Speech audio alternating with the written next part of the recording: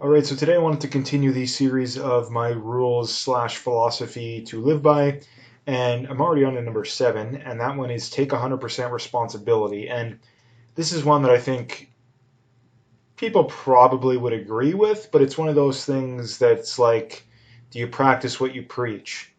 Because that's the hard part when it comes to this one. Now, I'm not saying that you're 100% responsible for literally everything that happens to you. I'm not saying that. But what I am saying is that if people took more responsibility, I mean, the average person, if they took more responsibility than they're currently taking, they would be better off and society as a whole would be better off, right? One of the big problems we have nowadays is people that refuse to take responsibility, right? Whether it's politics, what doesn't matter what it is, right? Your own personal life, your appearance, your job, whatever it is.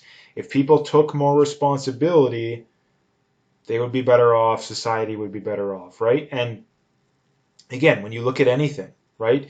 Typically, people make excuses, and typically, people take somewhat legitimate excuses, right? Oh, I'm not in shape because I have bad genetics, or everybody around my family they're all fat people. It's like, do you know how many you know people that are big into the fitness community come from that have a lot of fat family members? Like the list is endless, right? Do you know how many wealthy people come from broke areas, right? I mean, you can think of a million examples off the top of your head of rags to riches story. Now, again, I'm not saying that if you're broke, you need to become a millionaire, multimillionaire someday, but again, most people, the thing that is holding them back is not the excuse they're making. It's that they give legitimacy to the excuse that they make, right? And another big example, a big problem, which is somewhat related, somewhat unrelated, is if, like, let's say you come from a family that is super unhealthy, right? If you decide you're going to get healthy, oftentimes they will try to sabotage you. Now, it may not be literally overtly, but usually it comes in the form of, snide, possibly snarky kind of comments, right? Or they give you a hard time, right? Maybe it's in good fun, maybe it isn't, but it's still designed to make you uncomfortable, at least to some degree, right? So that's an example that people really need to look out for, right? If you break the curse, whatever it is, if you come from family where everybody's broke, everyone's an alcoholic, all your friends are alcoholics, you decide to stop, you're going to get sabotaged, right? And that's one of the main reasons that I think people fail. And that's one of the most not talked about reasons that people fail that kind of stuff. So that's something you really need to look out for. But when it comes to negative life outcomes, typically nobody put a gun to your head and made you do it, right? Nobody, like, if you look at people who make unhealthy decisions, the overwhelming majority of them are well aware of the negative effects of your bad decisions, right? I mean, look at smoking. There is warnings all over the packages of how bad it is for you, right? It's no secret that it's bad for you. But yet, how many people that when the negative consequences arise play victim, right?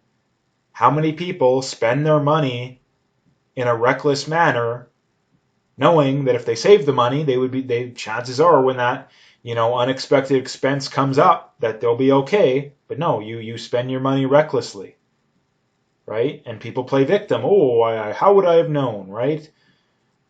Again, and not only that, a lot of times too, people make excuses in the other direction too. It's like, yeah, the only reason you're well off is because you got lucky, right? You got lucky, right? And again, these are the same people that make fun of you for investing and saving, right? And then, when you're looking mighty fine decades down the road and they're still broke, you just got lucky. It's like, no, you deferred gratification, right? So again, when in doubt, take responsibility, right? Because when you take and the reason for it is that you don't give yourself an excuse, right? The thing that holds people back the most nowadays is the excuse, the thing you tell yourself in your head that gives you the excuse to not do something, why you failed, etc., etc. And like I said, sometimes there is legitimate excuses, but if you allow that to become the norm, then you're going to make excuses when there isn't excuses, right? That is the big problem, right? And whenever you start to take 100% responsibility, your life will improve, right? No matter what it is, right?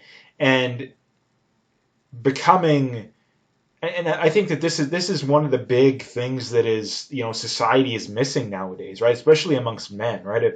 One of the big issues that we're facing is this crisis of meaning, right? And I think the big issue is that people don't have enough responsibility. I mean, look at the unemployment rate amongst young men, right? Look at less people are in relationships, less people have kids, right? And again, people make excuses for that stuff. And the other big problem too is that a lot of times people are still responsible for the excuses, right? I mean, when it comes to kids and this kind of stuff with young people, it's like, oh, I can't afford it, and it's like sometimes that's a legitimate excuse, but you still vote for the policies that lead to this stuff. Like anyone that spends 5 minutes and has two brain cells to rub together can figure that out, but apparently the majority of the population can't, right? And the reason is that, again, they give themselves that excuse, right? You give yourselves the excuse. Again, nobody put a gun to your head and forced you to vote for these terrible policies, right? Nobody forced you to vote for these policies, right? Nobody forced you to do these kind of things, right?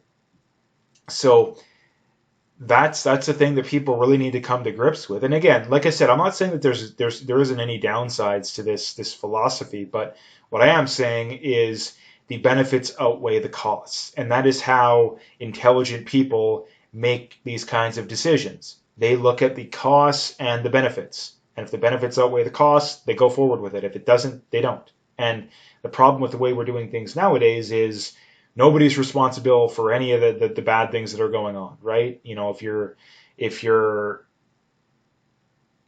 terribly unhealthy, it's someone else's fault, right? If you're broke, it's someone else's fault. And that's something that really needs to change, right? It really needs to change because it's not even really benefiting anyone. Like, who is it benefiting? Right? Who's it benefiting?